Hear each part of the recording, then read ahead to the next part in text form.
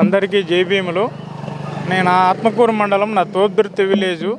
నేను ఆత్మకూరు మండల బీజేపీ అధ్యక్షుడిని మాట్లాడుతున్నాను. ప్రకాష్, నా పేరు సాకే ప్రకాష్, మాదిగ అంటారు.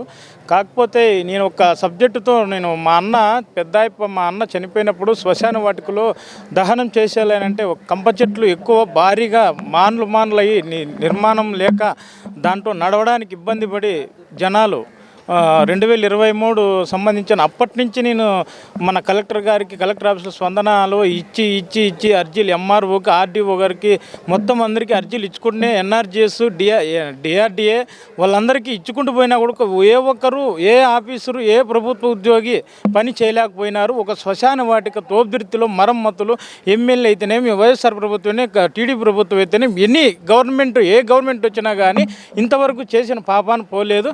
మాకి శ్మశాన వాటిక ఓ ఎకరా 43 సెంట్లు ఉన్నదని మా తోపుదుర్తి విలేజ్లో ఎకరా 43 సెంట్లు కాదు, 4 ఎకరాల 11 సెంట్లు ఉండదు. మన పింజిరోని వంక అని దాని పేరు ఉంది.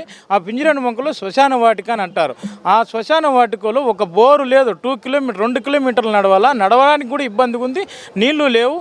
అక్కడ ఉండడానికి ఎండ వచ్చిన మనుషులు చాలా ఇబ్బంది పడుతున్నారు. కాకపోతే ఎంత గవర్నమెంట్కి ఎన్నిసార్లు ఇచ్చినా కానీ మానవత్వం లేకుండా ఒక శ్మశాన వాటిక దేవుని దేవాలయం ఉన్నట్లు కదా శ్మశాన వాటిక అంటే.